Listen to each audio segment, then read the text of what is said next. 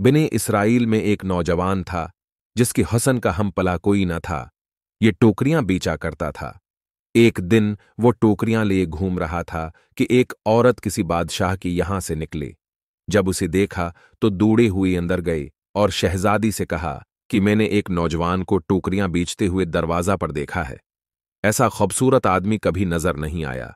शहजादी ने कहा, इसे बिला लाओ। उसने बाहर निकलकर इस नौजवान से कहा, ए नौजवान, अंदर आओ, हम भी खरीदेंगे। जब वो अंदर दाखिल हुआ तो उसने दरवाजा बंद कर लिया। फिर वो दूसरी दरवाजा में दाखिल हुआ। उसी तरह 3 दरवाजों में दाखिल हुआ और उसने दरवाजा बंद कर लिया। फिर शहजादी सीना खोले हुए उसके सामने आई। इस नौजवान ने कहा, अपनी जरूरत की चीज खरीद लो तो मैं जाऊं। उसने कहा, हमने उसकी खरीदने को नहीं बुलाया है, बल्कि नफस की हाजत पूरी करने को बुलाया है। उसने कहा, खुदा से डरो। उसने कहा, अगर तो ऐसा नहीं करेगा तो मैं बादशाह से कहूंगी कि तो गलत इरादे से मेरे घर में घस आया था। उसने उसी बहुत नसीहत की मगर वो न मानी।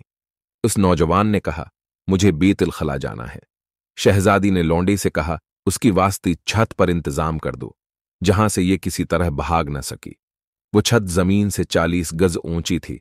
जब ऊपर पहुंचा तो कहने लगा, ए अल्लाह, मुझे बुरी काम पर मजबूर किया जाता है, लेकिन मैं अपने आप को यहां से गुरादीना अर्तकाब गुनाह से अच्छा जानता हूं।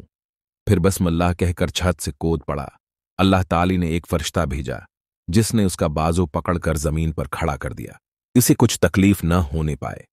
फिर दुआ की, ऐ अल्लाह, अगर तो चाहे तो मुझे बगैर उस तजारत की भी रोजी दे सकता है। अल्लाह ताली ने उसके पास सोने की एक थैली भेजी। इसने उसमें से जितना उसकी दामन में समाया ले लिया।